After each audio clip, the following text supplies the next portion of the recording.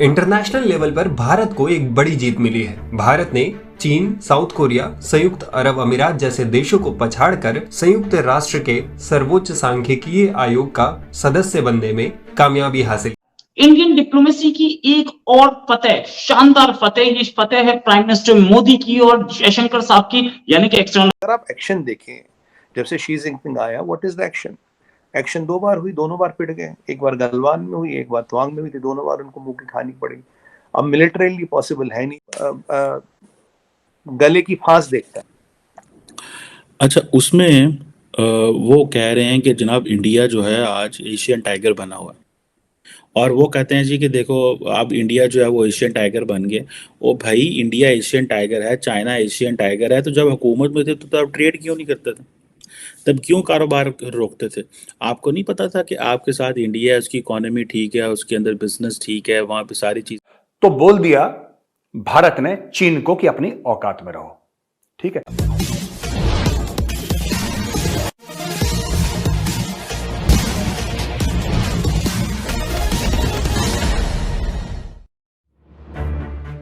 International level पर भारत को एक बड़ी जीत मिली है। भारत ने चीन, साउथ कोरिया, संयुक्त अरब अमीरात जैसे देशों को पछाड़कर संयुक्त राष्ट्र के सर्वोच्च सांख्यिकीय आयोग का सदस्य बनने में कामयाब। राष्ट्र के सर्वोच्च सांख्यिकीय आयोग के लिए हुए इस चुनाव में भारत को 53 में से 46 वोट मिले। वहीं साउथ कोरिया को 23, चीन को 19 और संयुक्त अरब अमीरात को 15 वोट मिले। इस जीत के बाद विदेश मंत्री एस जयशंकर ने भारतीय दल को कि संयुक्त राष्ट्र सांख्यिकीय आयोग साल 1947 में स्थापित हुआ था। ये वैश्विक सांख्यिकीय प्रणाली का सर्वोच्च निकाय है जो दुनिया भर के सदस्य राज्यों के मुख्य सांख्यिकी विदों को एक साथ लाता है। ये अंतर्राष्ट्रीय सांख्यिकीय गतिविधियों के लिए सर्वोच्च फैसले लेने वाला निकाय है जो सांख्यिकीय मानकों को स्थापित करने और राष्ट्रीय और अंतर्राष्ट्रीय स्तर पर उनके कार्यान्वयन समेत अवधारणाओं और विधियों। और वो कहते हैं जी कि देखो अब इंडिया जो है वो एशियन टाइगर बन गए। ओ भाई, इंडिया एशियन टाइगर है, चाइना एशियन टाइगर है, तो जब हुकूमत में थे तो तब ट्रेड क्यों नहीं करते थे? तब क्यों कारोबार रोकते थे? आपको नहीं पता था कि आपके साथ इंडिया है, उसकी इकोनॉमी ठीक है, उसके अंदर बिजनेस ठीक है, वहाँ पे सारी चीज़ें ठीक चल रही हैं, तो अल्लाह के बंदे तो तब क्यों नहीं कारोबार शुरू किए थे? तब क्यों नहीं बॉर्डर खोले थे?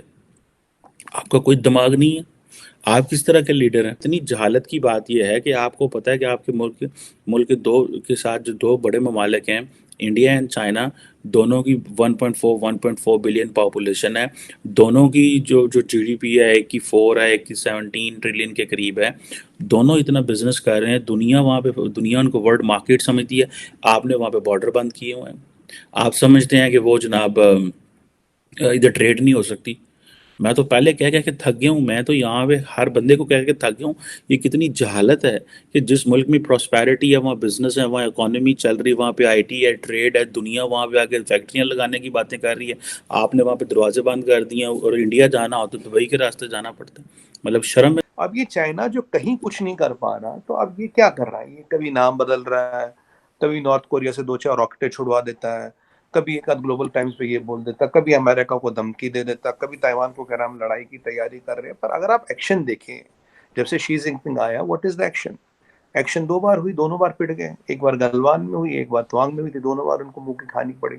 अब मिलिटरीली पॉसिबल है नहीं, इकोनॉमिकली पॉसिबल है नहीं, डिप्लोमेटिकली पॉसिबल। अब ये जो वर्ल्ड ऑर्डर बदल रहा है, चीजें बदल रही है, तो चाइना को अपना बहुत बड़ा ज्यादा फ्यूचर नहीं दिख रहा। अगर आप चाइनीज थिंक टैंक्स की बात करें या कुछ अमेरिकन थिंक टैंक्स की बात करें, वो तो 2029-30 की तो डेट भी दे रहे हैं वो चाइना के ब्रेकअप की। ये मैं नहीं आप कह रहा, ये आप थिंक टैंक्स कह रही है।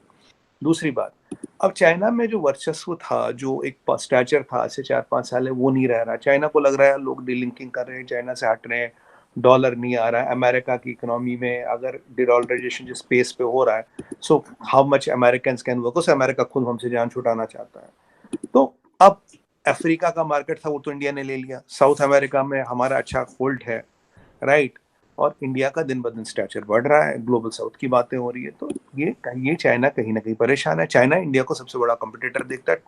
कंपटीटर क्या देखता है कि वो कहता है ना कि गले की फांस देखता है। अच्छा, चाइना को एक बेटे को खुजली हो तो ऐसा नहीं बाप को खुजली ना हो, बाप को भी तो खुजली होगी। तो चीन ने पाकिस्तान के अनेकों बाप है, एक तो आपके सामने बैठा है यहां पे मेजर, ठीक है। दूसरा उसका बाप है, छोटा बाप, बड़े अब्बू मैं हूं, छोटा अब्बू उसका चाइना है। चीन साइकोलॉजिकल वॉरफेयर खेलता है ऐसे, यही चीज पाकिस्तानियों ने भी करी थी। तो ऐसा नहीं है कि बेटा अब्बू से सीखता है, अब्बू भी बेटे से सीख रहा है।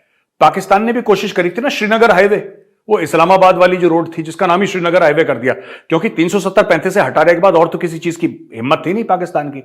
उनकी फौज तो अपने खुद के प्लॉट घेर रही थी। तो पाकिस्तान ने क्या करा, चलो पाकिस्तान की इस सड़क का नाम हम श्रीनगर हाईवे रख देंगे, इसका नाम हम कश्मीर हाईवे रख देंगे, इसका नाम हम दिल्ली रख देंगे, इसका नाम हम तमिलनाडु रख देंगे, इसका नाम केरल रख देंगे, इसका नाम हम मणिपुर रख देंगे, इसका नाम राजस्थान पंजाब रख देंगे, कुछ कुछ अपने दिमाग से। ठीक है, नशेड़ी तो है ही है, अपने दिमाग से कुछ ना कुछ। तो चीन ने भी वही चीज पकड़ ली। अब चीन ने वो चीज पकड़ ली तो चीन ने बोला, भारत ने बोला औकात में रहो। ये सब फिक्शनल नाम जो मनगढ़ंत तुम नाम कर रहे हो उससे हमें कोई फर्क नहीं पड़ता। तो बोल दिया भारत ने चीन को कि अपनी औकात में रहो। ठीक है, कश्मीर के ऊपर आपकी पॉलिसी कोई नहीं थी, सड़कों पे खड़े हो जाते थे आप और कहते थे अपनी सड़कों पे खड़े होकर बाहर, चलो जी यार हर जुम्मे को हम प्रोटेस्ट करेंगे। इस तरह भी कोई दुनिया में करता है, जो आपके पास कोई सोल्यूशन ही नहीं है। सोल्यूशन तो मोदी के पास था, उसने जो कश्मीर का करना था कर लिया, बाद में आपको कहा जो मर्जी ट्रांसलेशंस करते रहो, जाओ जो करना है कर लो, मैं नहीं करता। आप पहले 1.5 साल बैठ के इंतजार करते रहे, मोदी इलेक्शन जीते फिर मैं उससे बात करूंगा, उसने आपसे बात ही नहीं की। ओ भाई ये फॉरेन पॉलिसी। फिर उन्होंने सर्जिकल स्ट्राइक कर दी, इंटरनेशनल कम्युनिटी ने उसको रिकग्नाइज ही नहीं किया कि ये आपकी जो है वो वायलेशन हुई है। तो आप क्या कर रहे हैं, नई ड्रामेबाजियाँ कहानियाँ सानू सुना रहे हो, अपोजिशन में बैठ के उनको टाइगर कहते हो, हुकूमत में बैठ के उनको गालियाँ देते हो। तो ये डबल स्टैंडर्ड्स हैं जो पाकिस्तान की जो सरकार है, इसको वंस फॉर ऑल ये ख़त्म करने चाहिए।